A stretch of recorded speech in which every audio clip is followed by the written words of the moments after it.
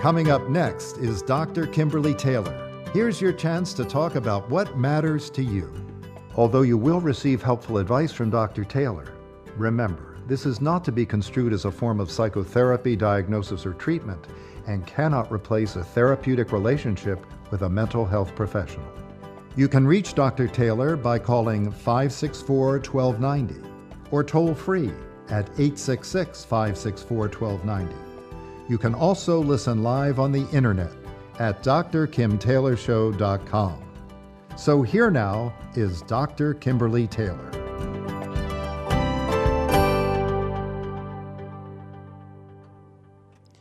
Welcome to the program. I hope you all had a really good week, and I'm actually really happy to be with you again. This is a place where you can share your thoughts, you can get some help on some of the issues in your life that are causing you to be worried or stressed out. So every week on Thursday afternoons, I will be here to take your calls and to answer your questions so that together we can find a solution that will work for you. Pick up the phone now and give me a call. You can reach me at 564-1290 or toll free at 866-564-1290. I'm just a phone call away. So just the other day, I was reading an article on CNN Health Reports, and they were begging the question, could you be almost depressed? Kind of sounds like depression light, which sounds a bit like light beer or decaffeinated coffee. And if it's not the real thing, should we even bother? But some of these authors wanted you to actually consider whether the following questions describe you or someone you love. So here they are. Are you having trouble enjoying things in life that used to be fun? I hear this a lot. Do you find that you are constantly irritable and overreacting to petty incidents? Are you finding excuses to avoid spending time with family and friends? Or does it seem like you are just going through the motions and barely getting through the day? And then, do you feel overstressed and believe there's no way you can catch up with all that you have to do? So when I read this, I thought, gee, this could sound like any one of us on any given day of the week. And it got me thinking about how much we all have to process and cope with in our daily lives. When you have to consider that we're constantly bombarded with news reports, special news bulletins, breaking news stories, storm weather watches, wars, violence, pain, and tragedy. Not to mention our own personal news bulletins from family and friends coming in the form of emails, texts, tweets, voicemail, and Facebook updates. No wonder we feel overwhelmed and stressed out with such a barrage of information overload. So as I'm thinking about this, I'm really thinking that there is something as real as mind congestion. And it's real because we live in a high-tech world, and our brains, though, need downtime to be able to process and sort and organize the massive amounts of information that many of us take in on a daily basis. When we have too much brain on time, it can really result in brain burnout. So this leads to the varying degrees of depression that these authors are actually talking about. It's true that 75% of cases of low-grade depression will develop into full-blown major depression if not recognized and worked on, managed, fixed. So we need to find our own ways to de-stress by taking breaks throughout our daily life to allow our brain to have that much-needed downtime. Time to get out of your head and into your heart. So try turning off your electronics for a while. Shift your focus away from trying to control how things should be and open your heart to the guidance from your inner voice. Let go of your should list. Take a time out. Go outside. Breathe, exercise, dance, sing, play with your pets, read a book, meditate, connect with a friend on a personal level. Sometimes it's true we can't control what's happening around us, but we can choose how we will think about it because our moods are colored by our thoughts. So choose to think positively. These activities will work. They will help you feel more connected to yourself and less to the clutter around you. And what you will find is that when the brain is given a chance to step away from it all, you will find that within a few days, you will start to notice that your stress levels decrease. You'll feel an increase in energy and vitality, and this will allow your endorphins to kick in, which are our body's natural painkiller and happy chemicals, so you will be able to find a calm place within to feel at peace. And then, of course, there's one more way. You can always keep down your stress level by getting on the phone and giving me a call.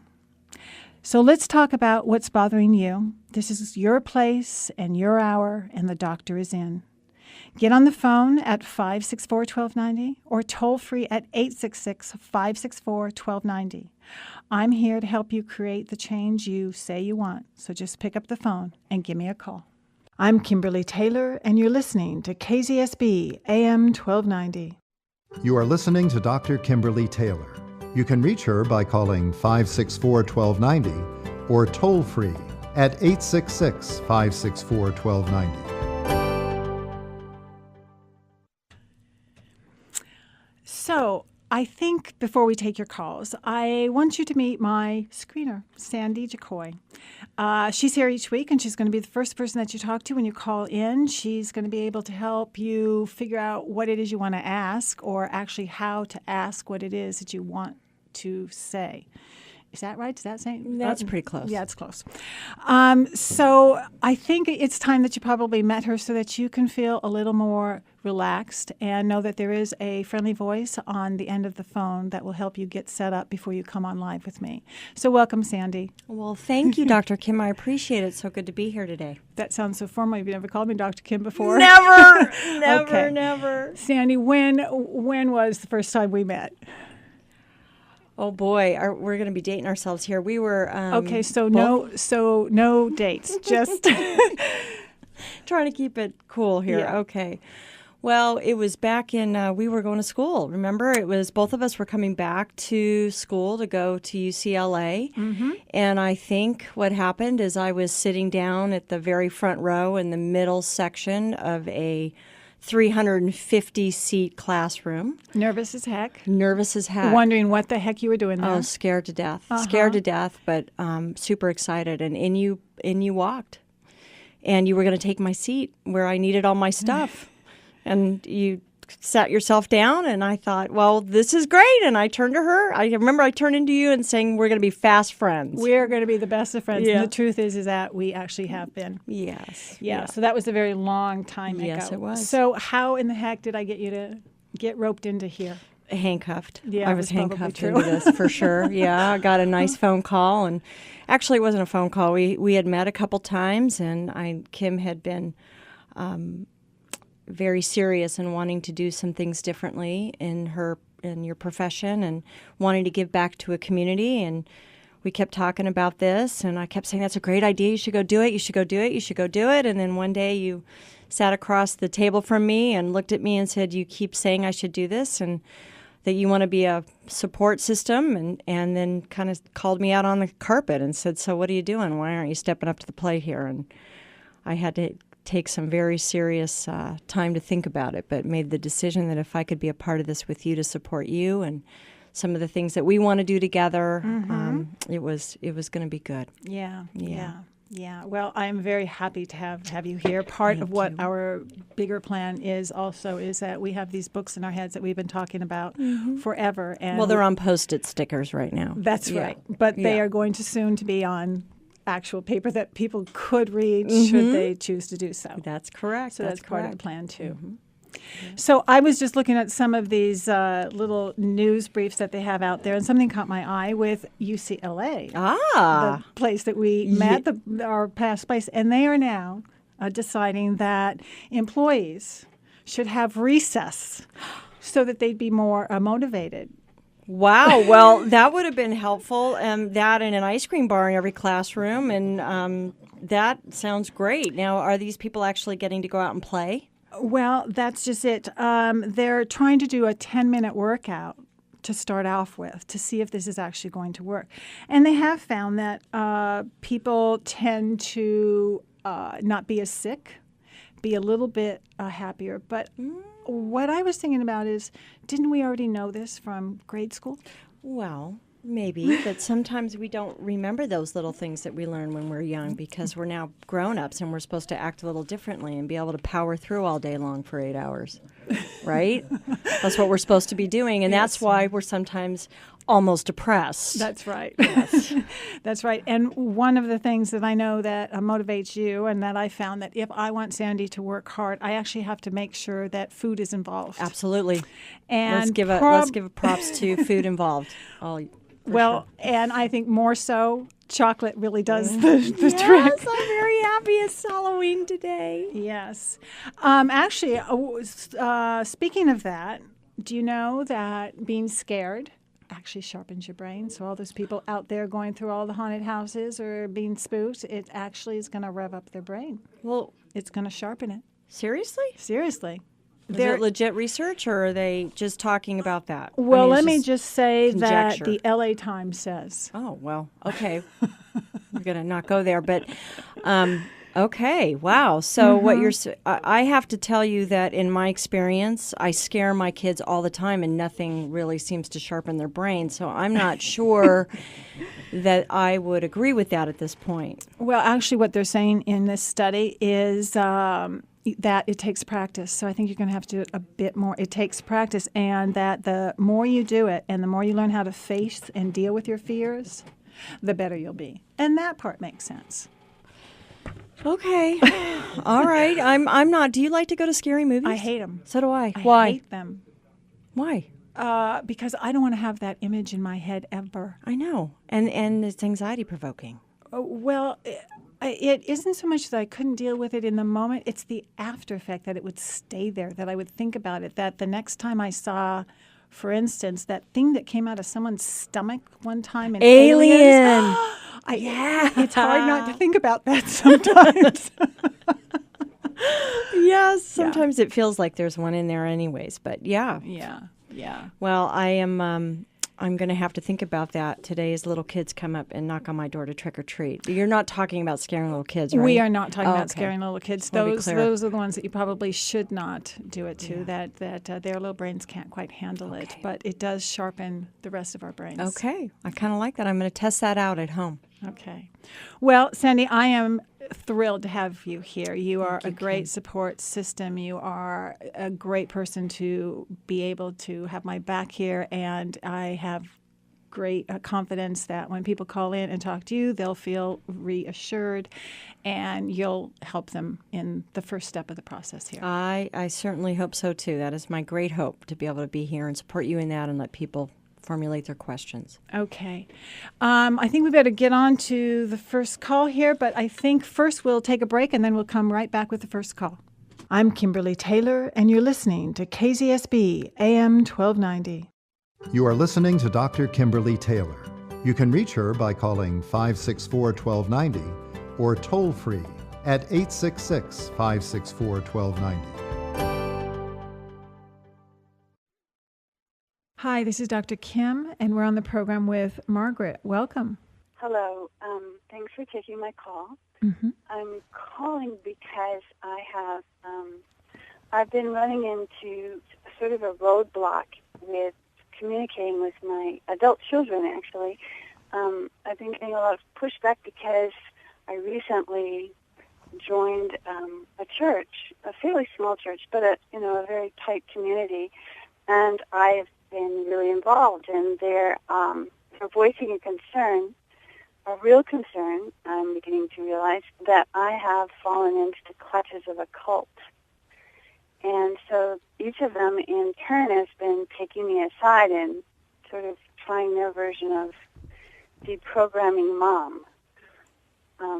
And I do understand that they're coming from a loving place, but it feels like they're not letting me be an adult.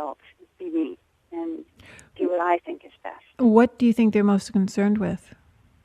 What is the behavior they're seeing? I'm really concerned about losing, a tight connection we've always had as mothers and sons, and I don't want to lose that. On the other hand, I don't want to pretend that I don't believe what I believe, which is something that seems to be very hard for them. Okay, but what you're saying is that it's not that they feel they're losing you because of your belief in God. It's the particular church that you're in. So what is it about the church that they're concerned with?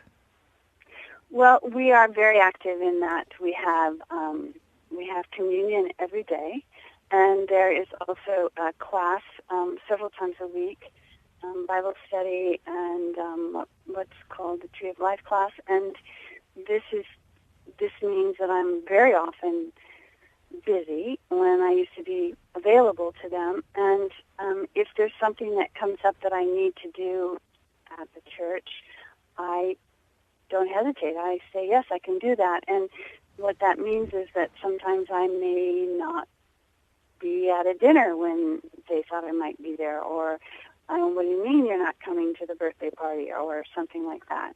Okay, so what you're actually saying is that the church has taken the place of your family and friends and the life that you had with them, that you are missing events and things that are important to them that they would like you to be present for. That's for sure. And I also think that it's unsettling to them to have me going off in a direction that they can't really share or comprehend, or are apparently unwilling to. Okay, but why is it that your religion would exclude family and friends? It really doesn't. They are excluding themselves. They are certainly welcome.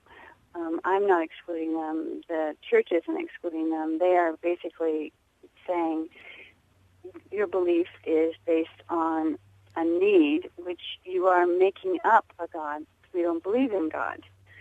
And I accept that that's what they feel and believe, and I don't try to argue them into thinking differently.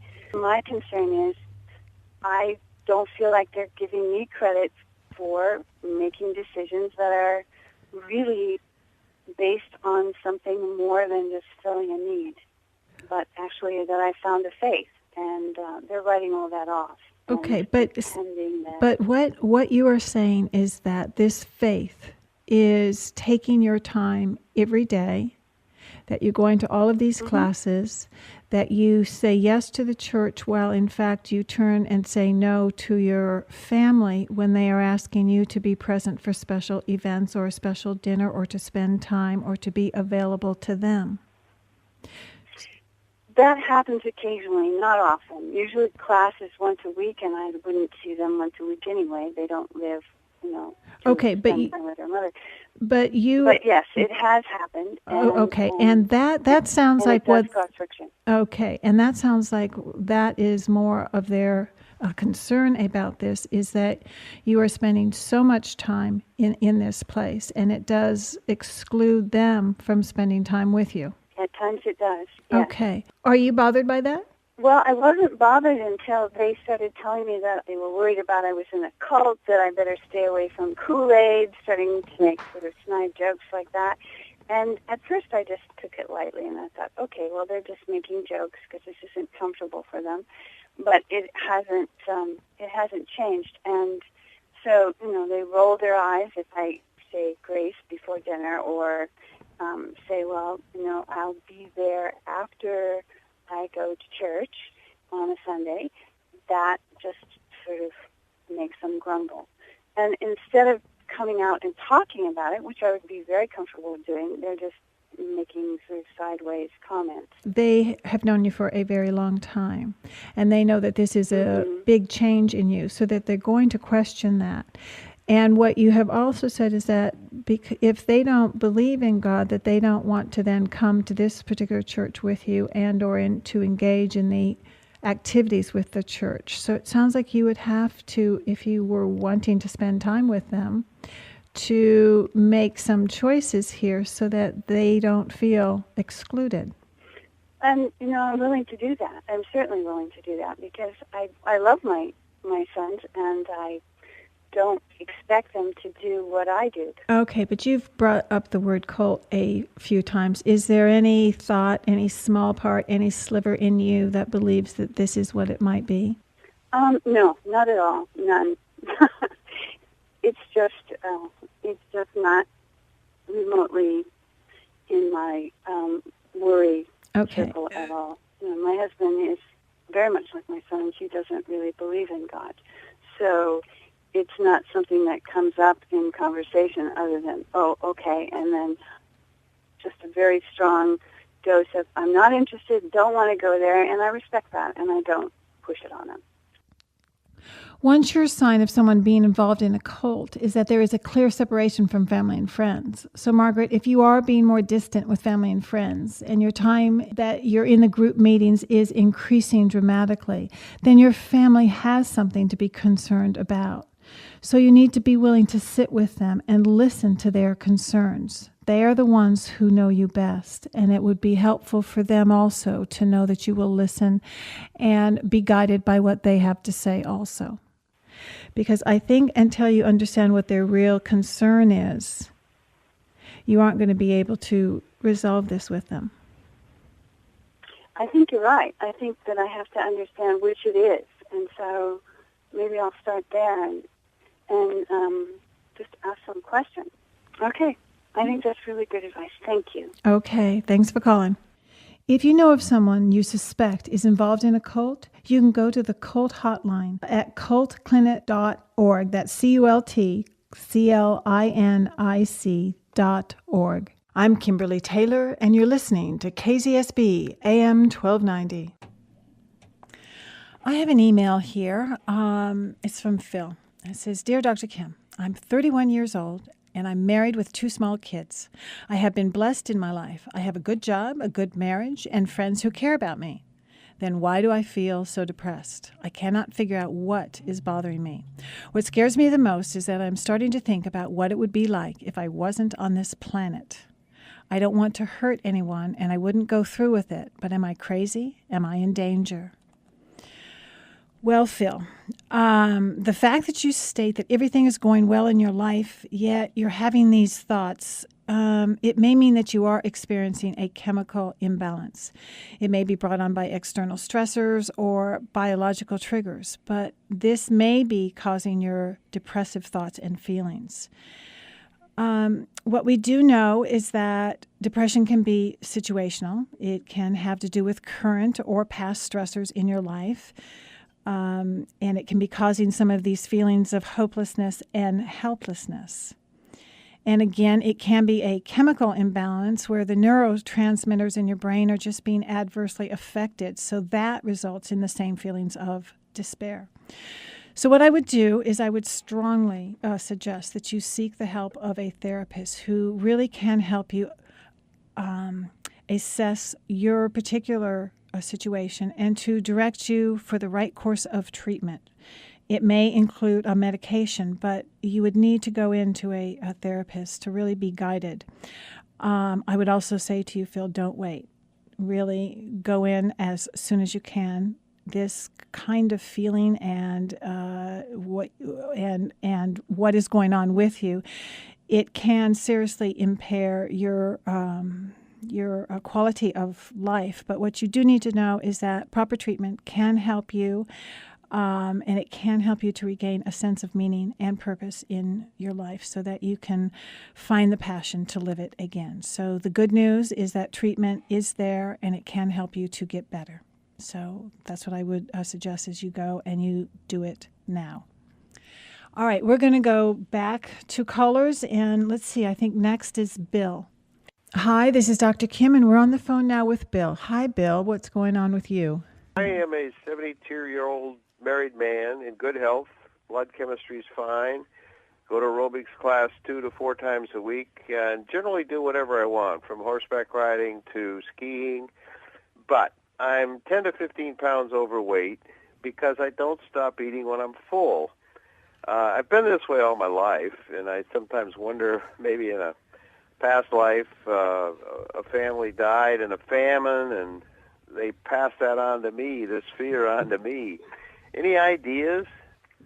What is the fear? Well, the fear is maybe just euphemistically. In a past life, family died in a famine, and so that fear passed on to me. So I keep eating all the time instead of stopping when I'm full. Because you think what will happen if you don't? I'm not sure. The taste of the food is good, so I keep enjoying the taste, even though my stomach tells me that I don't need any more for nourishment. Okay, so you aren't really listening to what you're feeling. You're just continuing on because you think you need to eat, because if it's on the plate, you better eat it because it might not be there later. I think that's correct. Okay. When you say this has been going on all of your life, so it isn't something that you have tried to stop or to try to figure out what it was about? Well, I haven't put a lot of effort into it, but I've often wondered about it. For example, if there's an ice cream for dessert, I might take an extra scoop. And I wonder why I do that, but I do it. Mm-hmm. And I don't necessarily make myself stop doing it. Okay, but what it sounds like from what you have said so far is it's the fear of being deprived. Yes, probably down deep underneath there is some fear like that. Okay, but what you're seeing on the other end is that you don't like the 10 or 15 pounds that you carry with you, not having faced this fear and continuing to give into it. That's correct. And particularly as I get older, joints don't work as well. And I suspect if I shed those 10 or 15 pounds, some of the aches and pains that I feel in my knees, for example, might go not away. Be there. Mm-hmm. Okay. So what if you were to make eating a more mindful practice? And what I mean by that is that you make yourself more aware in the moment, because the truth is the one time that we actually can change is when we're in the moment. Other than that, we're just thinking about changing, but we're not actually taking action. So if you were to make your thought process during the time that you're eating something that was more mindful, that you are aware of what you're doing, you are aware that you have this fear that you don't want to be deprived, but that you also then put in there that, but what do I do to take care of myself, to make myself feel better? Not instant gratification, but so at the end of the day, when I think about my day, I feel good about what I did. Well, that's a very good idea. I meditate pretty regularly, so that would be easy to do. More of a, I guess you're suggesting a meditative or centered state while I'm chewing, and be aware that I'm chewing and swallowing and all the things that you do when you eat. Well, feeling that, and also feeling full, feeling nourished, feeling taken care of by giving yourself the food that you do need, but not by just eating because you think that it will never come again, or you have this fear of being deprived of something. Okay, well, let me give that a try. That sounds like an approach that would be easy to do. Well, I don't know how easy. Staying focused is sometimes hard, but I mean, it would be something that I could initiate, and I can see where it could be very, very beneficial. Okay, because what you need to also think about is that what you are being deprived of is the good health. Feeling good, having your bones feel good, your body feel good, and you feeling good about yourself. Okay, makes sense. Okay. Makes lots of sense. So change will only happen if you change your action in the moment. So instead of continuing to eat mindlessly, choose to eat mindfully. Okay. Mindfully eating. I like that. Okay. Thank you for your help. All right. Good luck with that. Thanks for calling. Okay, bye-bye. Bye-bye. There is a whole movement going on right now to be more mindful, that when we are more mindful, we are able to make choices different than if we're just moving through our life without putting a thought to what we're doing and we're on automatic pilot. So think about what you're doing. Place yourself in the moment that you are in, and that means the present moment, not thinking about the past, not worrying about future, but place yourself in that present moment. And then you can ask yourself questions. Is this good for me? Is this the right thing to do? Is this what will make me feel good about myself? Because again, doing it in the present moment is the only chance that you have to change. I'm Kimberly Taylor, and you're listening to KZSB AM 1290. You are listening to Dr. Kimberly Taylor. You can reach her by calling 564-1290 or toll free at 866-564-1290. Hi, this is Dr. Kim Taylor, and we're on the phone with Bob. Hi, Bob. Hi, Doctor. How are you? I'm good. How are you doing today? Good. I appreciate you taking time to talk to me. Mm-hmm. And the question I have is, I finally came to terms that I have a narcissistic mother. And I guess the question I would have for you is, how do I deal with this going forward about not having her in my life? I've kind of cut off all communication with her. And also, obviously, there's some guilt, too. So part of the reason why you did end contact is because it just got too hard? She was too demanding? Right. I would say too controlling. Too controlling. Okay. And do you have any contact with her now? No. Okay. But you're talking about I mean, she'll leave a message. She'll call and leave a message, and does not understand why I would be upset with her. And other people in my life that have expressed to her some of the reasons, she dismisses them immediately. Okay. And have you had the conversation with her about why you have broken off contact with her? In the past, I did this once before, probably about 3 or 4 years ago, and, she's just extremely dismissive. Sees no merit in I think that's part of the whole process. They're in denial. She's narcissistic. She doesn't think about other people's feelings. Mm-hmm. And so, to her, she's just, I think she's upset that she still can't, have control on me. So what you mentioned is the guilt. You're feeling guilty because you have had to break contact with her because she's too difficult to be around. Correct. And let me just preface this, that my sister has not spoke to her in 5 years. Okay, so... Same scenario. Mm-hmm.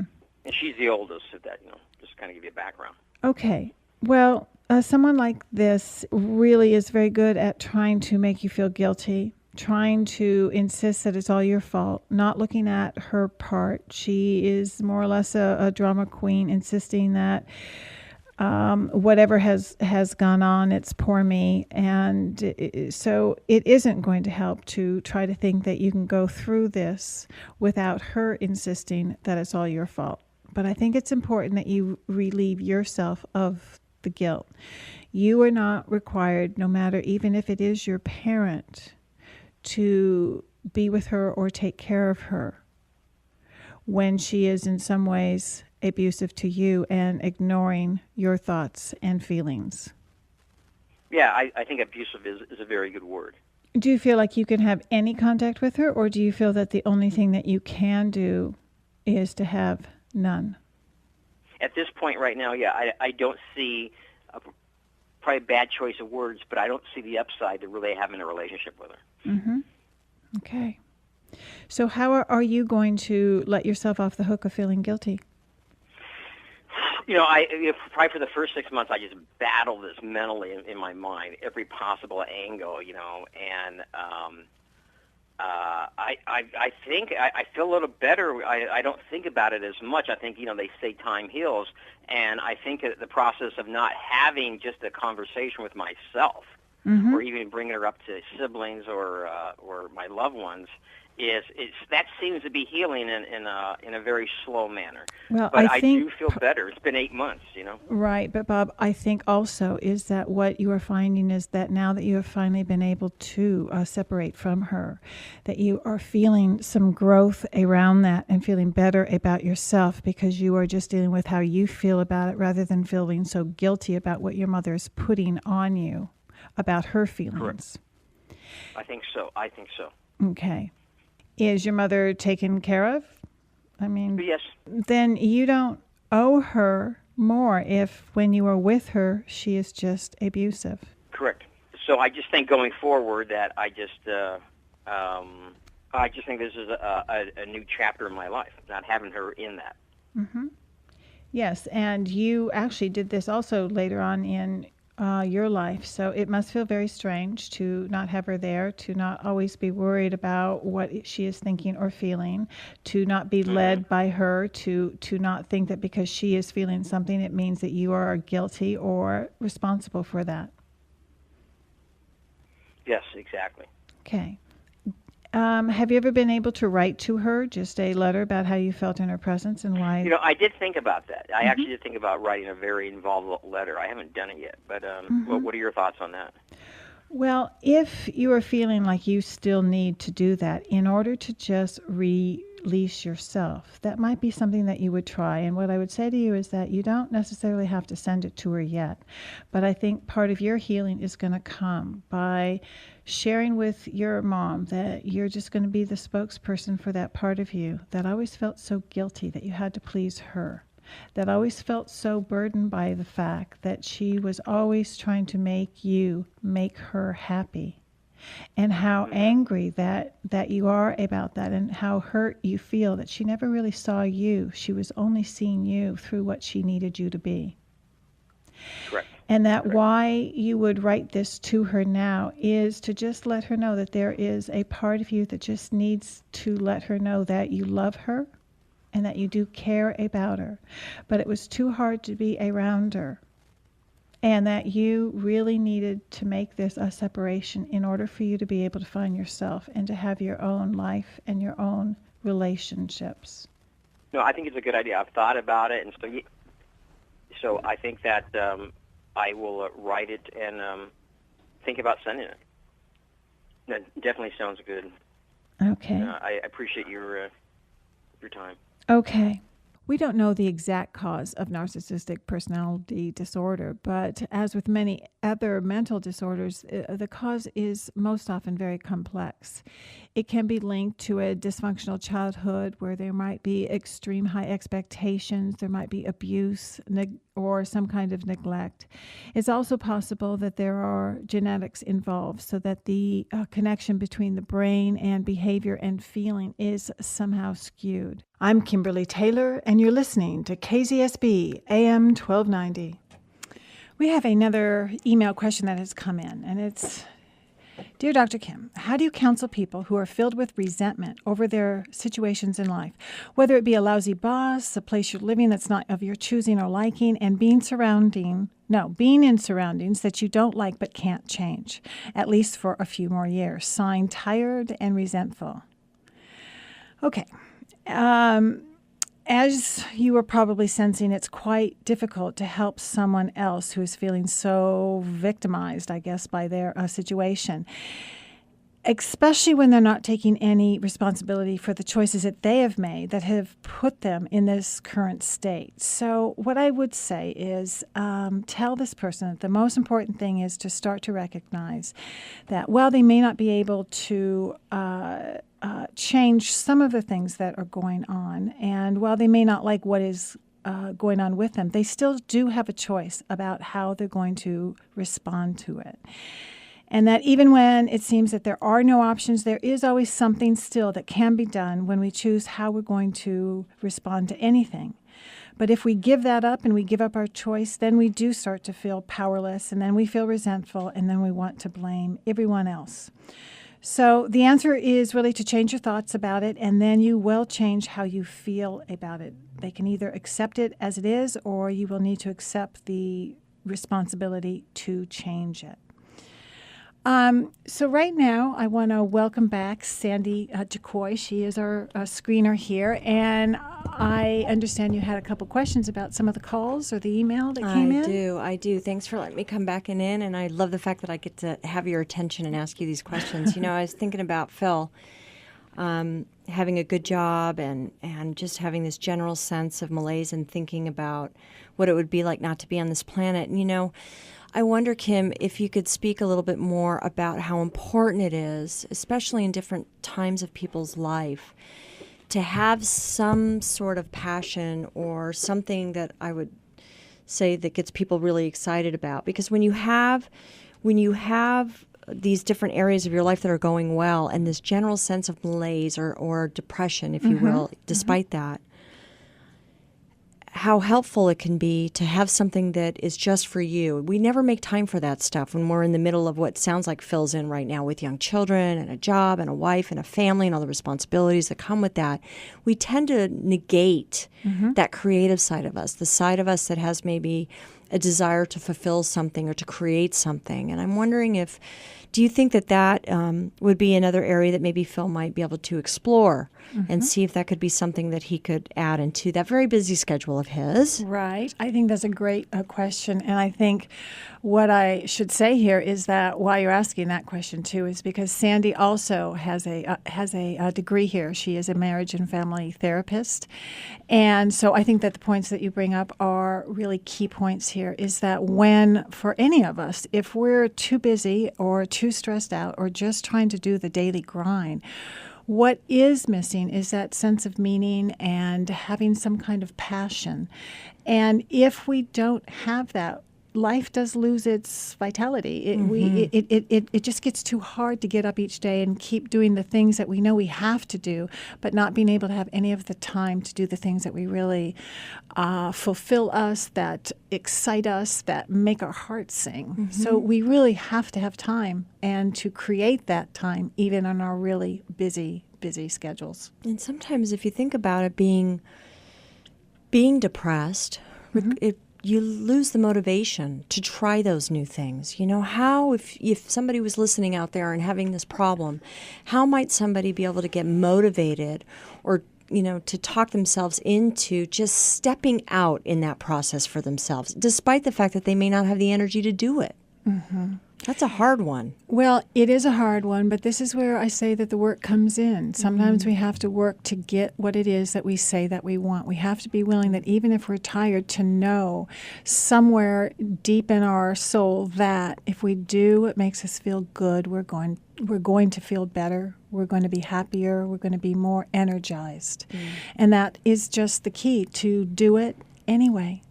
Despite of how you feel. Despite how you feel. Know what's the right thing to do for you and just do it. So like Nike, just do it. Just like Nike, just do it. So we are coming here to the break, but Sandy, thank you very much for being here, being a part of the team. You're a great part of the team, and I love to have you here. Love to be here. Okay. So we're going to the break. We'll be right back. I'm Kimberly Taylor, and you're listening to KZSB AM 1290.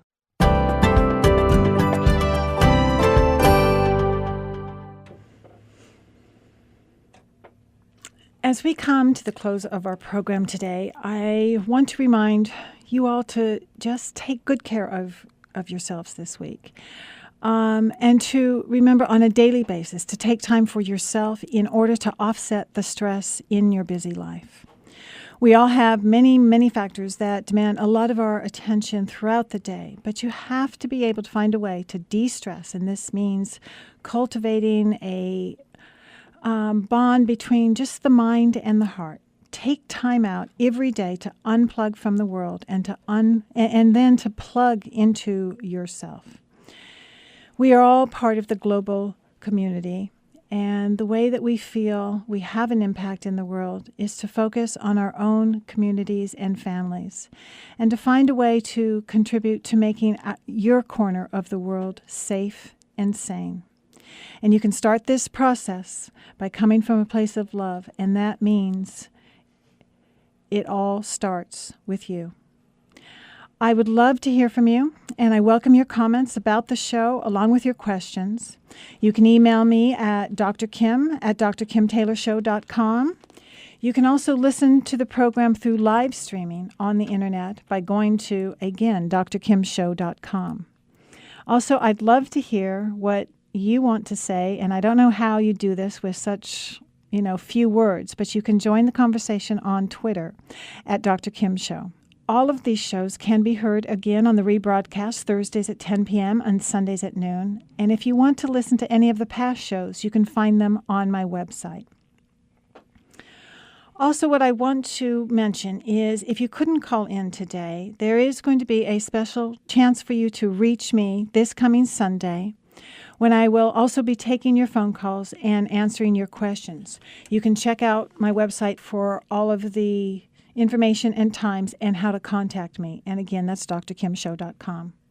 So as we close, I want to thank Sandy JaCoy and Richard Dugan. I want to thank them both for all the help in trying to get this on the air and make it very smooth for me. So join me again next week, Thursday afternoons between 2 and 3. I'm here to help you.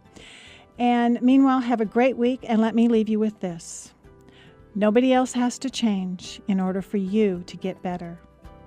And one more thing, when you make the change, everyone else will have to change in reaction to your change. Think about that.